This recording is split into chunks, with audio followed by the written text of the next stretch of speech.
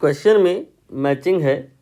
Column 1 में बहुत सारी क्वांटिटीज़ गिवन है एंड कॉलम 2 में डायमेंशंस गिवन है जो मिसमैच्ड हैं, आपको मैच करनी है।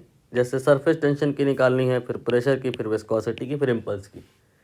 इस प्रकार के क्वेश्चन में सारी डायमेंशन निकालनी नहीं पड़ती हैं, एक या दो निकाल लो, ज़्यादा से ज़्यादा हद मार के 3 निकाल लो, उतने सी बात बन जाती है। तो हम सबसे आसान वाली पहले पकड़ लेंगे जो आसानी से निकाली जा सकती है। जैसे कि प्रेशर के बारे में बचपन से ही हमें आइडिया रहता है कि फोर्स अपॉन एरिया होता है। फोर्स का डायमेंशन ये याद हो तो ठीक है, नहीं m/a करते हैं।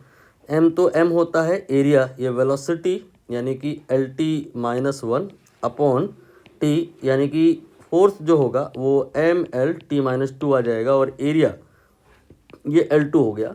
तो mL-1 T-2 आप चेक कर लो, ये प्रेशर का डायमेंशन है और कौन से ऑप्शन में है ये अब आप देख लो। एक्चुअली यहाँ पे सीधा सीधा डायमेंशन नहीं है, यूनिट पर बात हो रही है।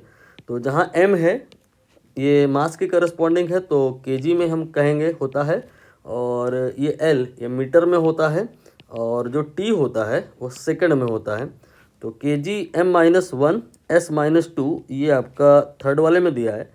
तो B का जो कहानी है वो थर्ड से जाके मैच कर जाएगा। अब कोई एक और देख लो जो आसान पड़ जाए आपके लिए। इम्पल्स सबसे आसान पड़ जाएगा।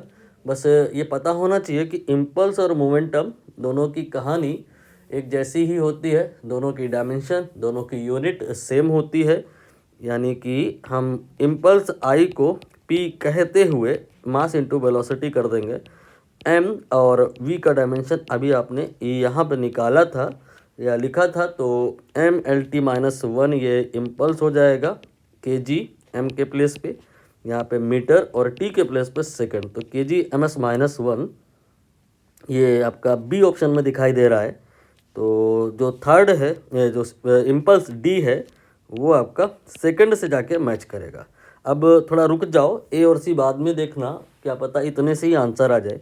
तो बी देख लो, तीसरे से मैच हो रहा है। कहाँ पर है, कहाँ पे नहीं है, ये जहाँ जहाँ नहीं है कट कर दो। सी पॉसिबल नहीं है और डी पॉसिबल नहीं है, क्योंकि बी आपने कहा थर्ड होगा, यहाँ फोर्थ है, ये रॉन्ग हो गया।